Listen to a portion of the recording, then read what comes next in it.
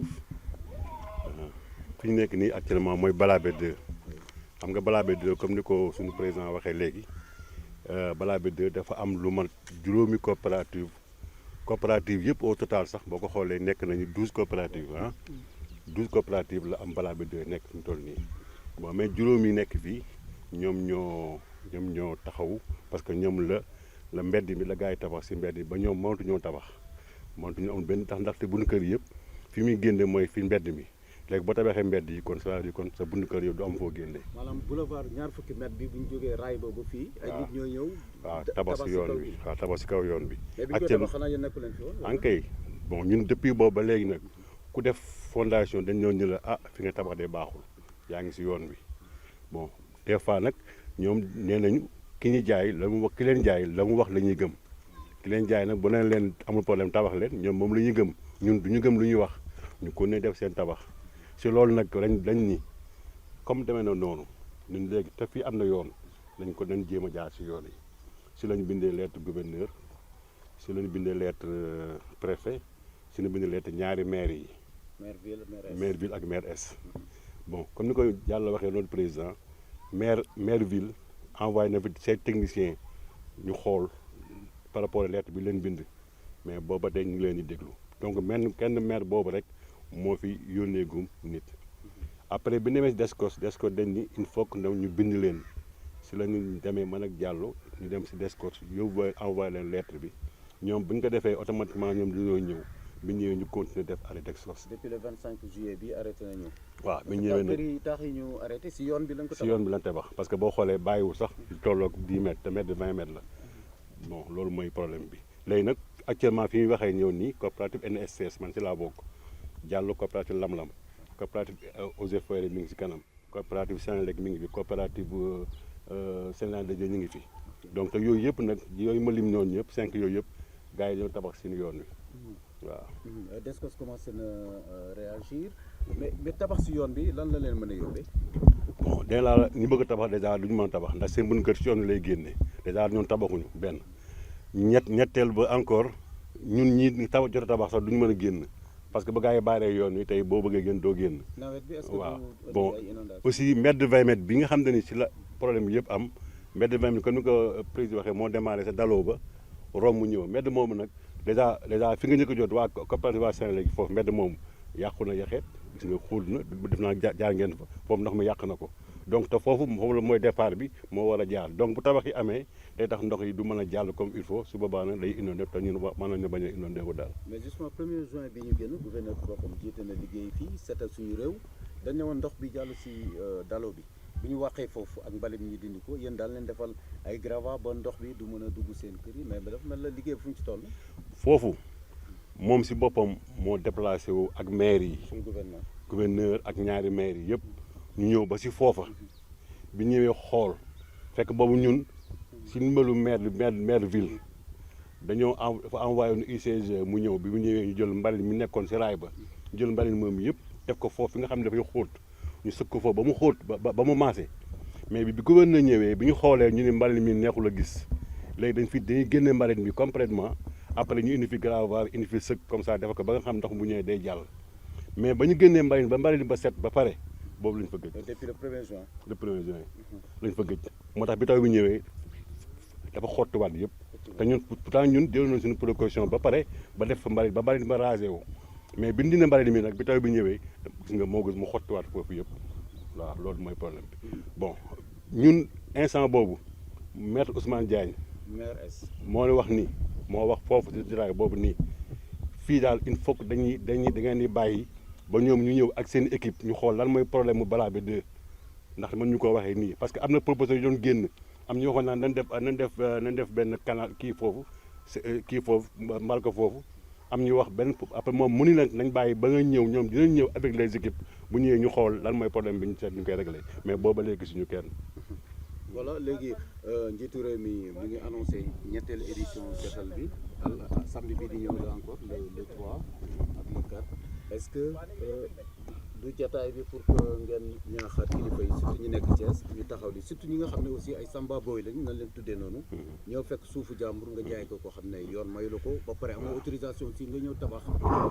ñun fi mu nekk nii wax dëgg yàlla comme ni nga waxee rek réew mi am na yoon ñun dañoo bëgg à travers suñu point de presse bi ñi ko war a dégg ñu surtout gouverneur mu ñëw jox ñu solution parce que ku am coopérative xam nga ni da ngay dépenser xaalis bu dul jeex pour am coopérative am plan bu légal plan bi président war na la ko plan bi moo nekk nii nga xam ne ni plan bi dafa bàyyiwul dara gis nga plan baa ngi nii mbedd yëpp génne na ko waaw gis nga tampon baa ngi nii ba xam classe moo ko def gis nga mbedd yëpp la génne gis nga mbedd 20 mètres mi ngi nii mbedd 20 mètres mbedd 30 mètres ñun defaluñu ko ñun lii plan cadastral la ñun mënuñu see yokk mënuñu see wàññi li ñu bëgg nag mooy ngir yàlla ñoom ñu ñëw bu ñu ñëwee ñu xooloon ñuy def ba comme ça kër yi nga xam ne ñoo nekk ci mbedd yi ñi kër yi mën a démarrer seen kër mais fii nii ñi kër yi mën ñoo démarrer ndax kër yi mbedd yi dañ koo bloqué loolu nag la ñu bëgg nag ñu fexe ba ñu laaj surtout gouverneur ak ñi muy àndal ñu ñëw bu ñëwee ñu trouver ñu solution bi comme ça nit ñi mën a tabax nit ñi mën a nekk seen jàmm. wax ngeen ne am na sax ñoo xam dañuy dàqatu di tabax guddi est-ce que ñooñu yëg na ko bi mu fi ñëwee. bon am na ñoo xam ne comme ni ñu ko waxee ndax ñun dañuy jékki-jékki rek gis ku yëkkati kon guddi la mën a tabax dañuy jékki-jékki rek gis kenn mu yëkkati kon guddi la mën a tabax te loolu bëri na fi am bagaay am na yoo xam ne Descos day ñëwaat bi mu ñëwaatee xool gis leen ñuy liggéey mu defaat leen arrêt Descos waaw loolu moom ba dëgg yàlla am na fi ba tey. kaddu gi mujj lan la ñu.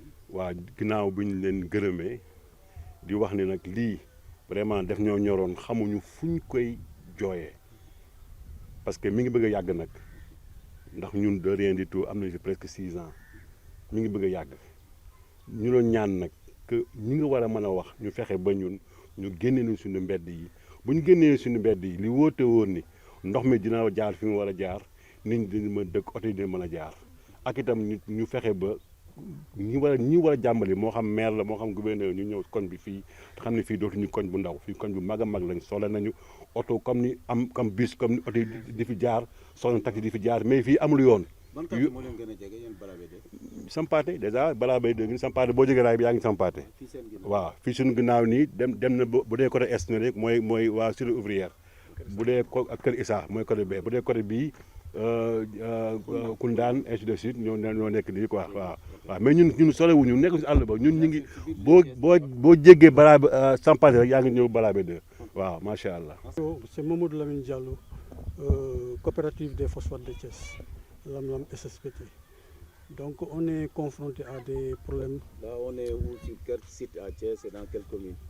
On est à Balabé 2, commune de Thiès-Est. On est confronté à des problèmes d'impact sur les ruelles.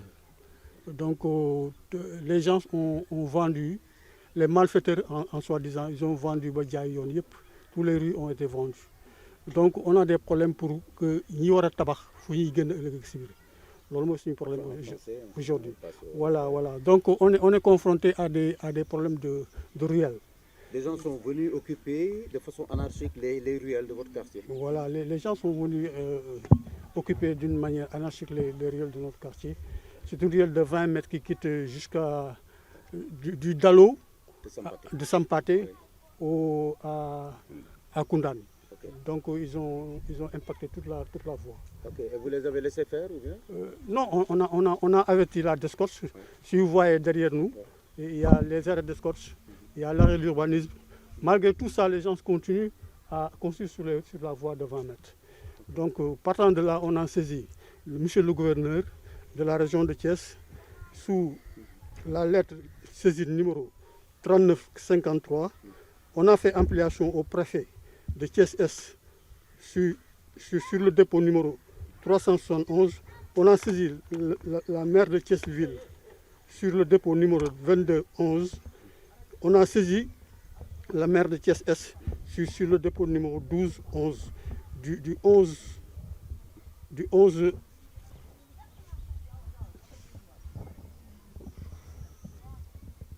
Oui, le maire de Thiès. Du 11-7 11 juillet 2024. Ok. Et entre-temps, vous avez commencé à avoir des échos puisque la DSCOS commence à sévir. Oui, oui, oui. Malgré ça, la DSCOS a fait son boulot. Oui. Chaque fois, ils sont là avec nous, mais malgré qu'ils mettent des arrêts de DSCOS, les gens continuent à construire. Il paraît qu'il y en a qui construisent la nuit. Ouais, il y a des gens qui construisent même la nuit. Voilà, voilà. Ils commencent à 19 h pour terminer à 23 h pendant la nuit. Ah oui. Voilà, partant de là, chaque fois ça va nous poser des problèmes parce que si les constructions continuent comme ça aussi, pour les enlever un de ces 4 matins, ça posera des problèmes. Cause pour laquelle on est venu pour vous alerter en tant qu'autorité. Et vous pensez que justement ces ruelles obstruées conduisent à des inondations? Ruelles obscurées, comme vous venez de le dire, ça crée un blocage au niveau des eaux de pluie. Voilà, parce que la ruelle a été vraiment occupée par des gens qui n'ont pas de papier, ils n'ont rien actuellement. Et je vous assure, ici aujourd'hui à Balabé, on est 12 coopératives, tous les coopératives ont leur beau. Okay. Voilà, on leur beau en bonne et due forme, on paye nos trucs en bonne et due forme. Donc on ne voit pas la raison pour laquelle aujourd'hui on soit bloqué par des riverains qui n'ont pas de papier. Okay. Voilà le fond problème. Okay. Déjà la DSCOS est saisie, vous pensez que maintenant c'est un début, vous n'allez pas vous laisser faire? Voilà. La DSCOS a été saisie, l'urbanisme a été saisi, donc on ne va pas se laisser faire. Okay. Tout ce que le droit nous donne, on est là-dessus pour le moment. Voilà. Mais maintenant, par rapport justement à l'effet des inondations, on se rappelle le 1er juin dernier, à l'appel du chef de l'État, de la campagne de Seetal Suñu Réew, les autorités de Thiès s'étaient mobilisées, des chemins de fer jusqu'ici un peu, des promesses ont été faites pour prendre des mesures, mais apparemment, il n'y a pas de suivi pour l'instant. Ouais, pour le moment, il n'y a pas de suivi parce que tout simplement, la fois dernière, monsieur le gouverneur et son staff, ils étaient là sur le Dalo. Bon, ils avaient donné des suggestions qu'on devait faire, mais sur ce, rien n'a été fait pour le moment jusqu'à présent. Bon, ils ont tout juste nettoyé le Dalo, laisser passer l'eau et que l'eau revienne dans les locaux des riverains. Vos maisons ne sont pas sécurisées? Non, les maisons ne sont pas sécurisées, pas du tout. Okay. Pas du tout. Et est-ce que vous avez vu le maire de Thiès qui se trouve être votre maire direct? Voilà. Il était là il y a quelques jours dans les parages. Le maire de Thiès, on l'a saisi par correspondance. J'ai tout à l'heure donné le numéro de saisie de la correspondance dont on l'a saisi. Mais depuis lors, il n'a pas répondu. Il vient jusqu'au Dalo, bon, sans pour autant faire fi à ce qu'on dit ou à ce qu'on fait. Okay. Voilà. L'hivernage, justement, la météo annonce un hivernage pluvieux. Voilà. Qu'est-ce que vous attendez comme urgence des autorités? Non, qu'ils fassent le plus rapidement possible, sinon les maisons d'autrui vont être inondées. Déjà, il y a un début d'inondation à côté. Ça, vous l'avez filmé de visu. Bon, si ça continue comme ça, ça va être beaucoup plus grave, quoi. Voilà. Okay. Et maintenant, par rapport à ces prédateurs fonciers, qu'est-ce que vous leur dites? Si la DSCOS, est-ce que vous êtes prêt à sécuriser quand même vos biens? Non, on est prêt à sécuriser notre bien. Depuis lors, c'est sur ce qu'on est en train de marcher. On a saisi la DSCOS. De passage, on les félicite parce qu'à chaque fois qu'on a besoin d'eux, ils viennent à nos secours. Mais malgré ce qu'ils font, les gens ils s'enfuient, quoi. Ils s'enfuient. Pour une toute anecdote, il y a un gars ici, la DSCOS est venue, il a mis arrêt DSCOS sur son mur, il est parti au marché chercher une serpillière et du coton pour enlever ça purement et simplement. Donc vous voyez ce que ça fait. Okay. Donc voilà la situation aujourd'hui de Balabé. Nous tendons la main aux autorités pour qu'ils puissent être beaucoup plus vigilants pour que ça ne soit pas trop tard. Voilà. Merci.